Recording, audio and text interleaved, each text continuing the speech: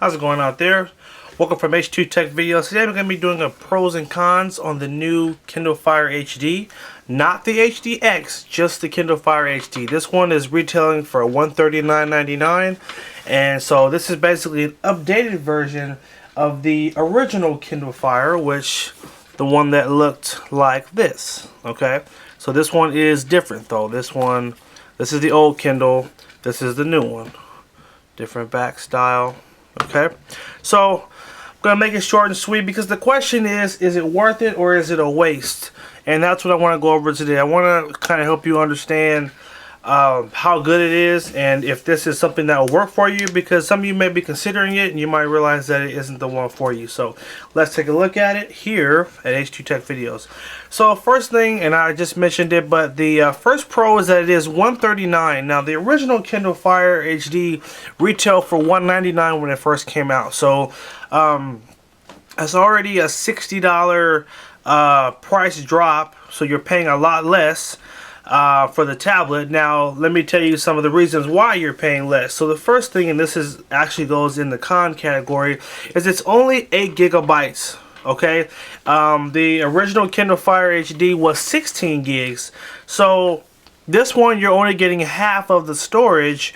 And keep in mind, of that 8 gigs, you can only use 5 gigs because the operating system actually takes up a certain amount of space, as well as some of the stock apps that they put on there. So you only really have about 5 gigs to work with, and that's a big deal because if you plan on downloading any type of movies or music, then your space is going to go like that. And don't even think about putting pictures on there because all that takes up a lot of space.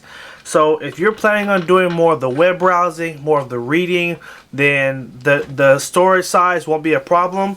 But that does lead into our next con, which is that there is no way to expand the memory. So that 8 gigs, ergo your 5, is all you get to work with. You cannot put a memory card in there or a flash drive, or there's nothing to expand the memory. So what you bought, what you pay for, that's what you get, and there's no way to expand to get more memory out of that.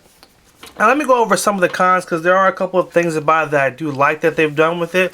And the first thing is, I love that they've changed the button. So on the original Kindle, both the buttons, the power/sleep button was on the same side and the volume was right above it. And so oftentimes when you would go reach to turn it off or to change the volume, when you would try to change the volume, you would end up hitting the power and you would keep turning it off.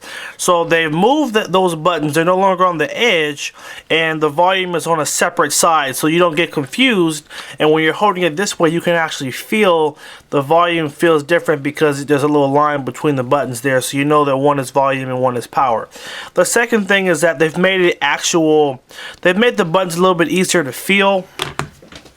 On the original Kindle, the buttons were so plush in the design that you would hit them just trying to hold it.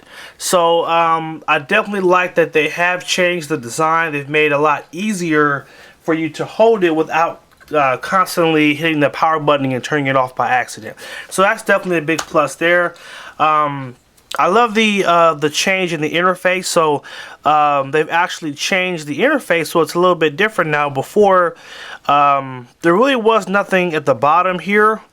There was an option to go to favorites and you could add favorite apps, but now they've just made it a part of the screen. So as soon as you swipe up, you're at favorites, and you can basically tag, or you can basically go to apps, and you could say, hey, I want The Price is Right to be on the home screen. You just hold down on it, and then you're going to tap add to home, and then when you go back to home, it's right there on your home screen. So I thought that was a really cool thing, them kind of adding that feature.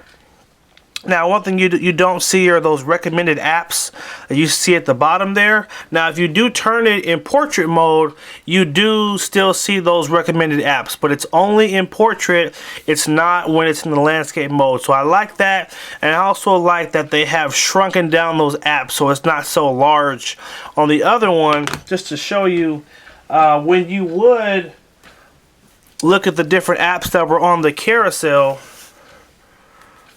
all kind of advertisement. So just look right here. When we turn it portrait, you see that this is all that covered the bottom. They will show you what apps the customers bought, and you know, it was just too much. I didn't want to see all that when I'm going through my apps. So now they've made them a lot smaller and they're kind of out of the way, which I like. So at least they haven't put the ads so blatantly right in front of you. Now the next thing is they have improved the menu a little bit. They've changed the options when you do swipe down from the top here. So we still have wireless, we still have brightness and rotation, but now you have quiet time and you have help. Now with quiet time, when you turn this on, you're basically setting it so the Kindle won't make noise. You have notifications that are set. So for example, if you get an email or if you have like a calendar notification, you can actually set it so that you won't hear all that kind of stuff while you sleep, because for some people that can be an annoyance. So they have turned that off, and I mean they have added that to the menu screen. I thought that was pretty cool because it's just going to make things a little bit easier. Let's see. They have changed as well the style of the Kindles, and if you take a look here at the old one, the older Kindle kind of had a curved round backing. Always like the matte finish, and they have kept with that same matte finish, but they've kind of made it more of a shape out of the back, which actually helps when you're holding it, so it actually feels a little bit better in your hands, how your pointer finger will kind of rest right on that edge there.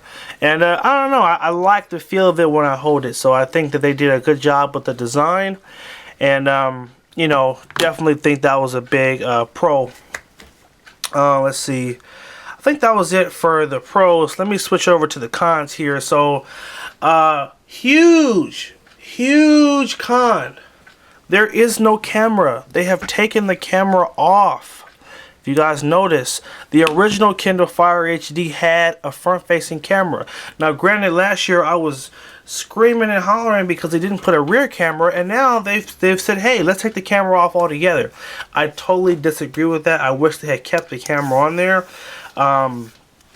So that's a big thing. If you're into social media, taking selfies, you know, making Vine videos or posting to Instagram, guess what?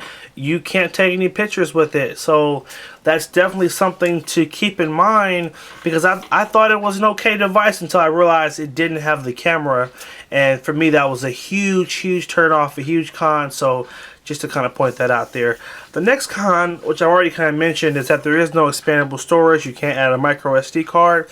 So once again, you are limited to that 5 gigs of space for your content. And as well, they have taken off the micro HDMI port on the original Kindle. On the bottom, there was this port right here, which is a micro HDMI. You were able to plug in your Kindle right up to the TV, and you could mirror the screen of your TV. You cannot do that anymore with this HD model. So I don't know, I feel like they really stripped down a lot of the features. I mean, they dropped the price $60, but for that 60 you're losing the TV connection and you're losing the camera. I mean, I don't know, those are big things in my opinion that I really wish they had kept on those devices, because, you know, I know a lot of people who hook up to a TV, and of course everybody's going to take a picture here and there. So anyway, these have been the pros and cons for the new Kindle Fire HD, and to kind of sum it up, the big question is, worth it or a waste? And so if we do a drum roll, I would probably say that I'm going to have to tie this one. And let me explain why I'm giving it a tie, because I think this is actually worth it for the person that is just looking for a portable device to read, as well as who wants to be able to surf the web maybe at night, maybe wants to check a few emails. If you're that person and you just say, hey, I just want something simple I can take with me, I don't want something as big as an iPad, I'm not going to go crazy with the apps, I just want to surf the web, I want to do email, I want to look at my calendar, and maybe wants to do a little bit of Netflix, guess what? This is a perfect device for that person. In fact, this device is great for streaming, because you can download your Netflix, your Hulu, you can probably put the Sling box on there, and you'll be able to watch your shows and do all that stuff. I think for the person that, now here's the other side. This is the person that I would say this is a waste for. So the person that does want to do more of the social networking stuff, that wants to take pictures, wants to post to Instagram and Twitter and well, one, you can't even get Instagram on here. I have a video that actually will show you how to get it, but it's not even available in the Amazon App Store. But aside from that, the person that wants to do more, for example, Skype, out of the question. Uvu, out of the question. You know what I'm saying? So this is just worth it for the person who's going to read, web browse, email, calendar, maybe play a couple of games. Candy Crush is now available on here if you're a Candy Crush player. But anyone else who is outside that realm and wants to use it for more of the social and the fun stuff, I probably would say this is a waste for you, and I wouldn't recommend you go ahead and get it. You may want to jump up to the next level, which is the HDX. Now look out, I'm going to be doing a pros and cons on that very soon, and I'll be sharing my feedback on that device as well. So anyway, this has been the pros and cons, worth it or waste, on the new Kindle Fire HD. I hope you guys did find this helpful. Make sure you like the video, favorite it, share it, post it on your Facebook. Kind of help me, get the word out. Just kind of let people know about it. Not a lot of people review the Kindles, but I love to review them. I think they're a great device. I think it's a great option to get a tablet and get started without having to pay $500 for an iPad, or even $330 for an iPad mini. So once again guys, thanks for watching. Take care. Check out my website, hdtechvideos.com, and have a good one.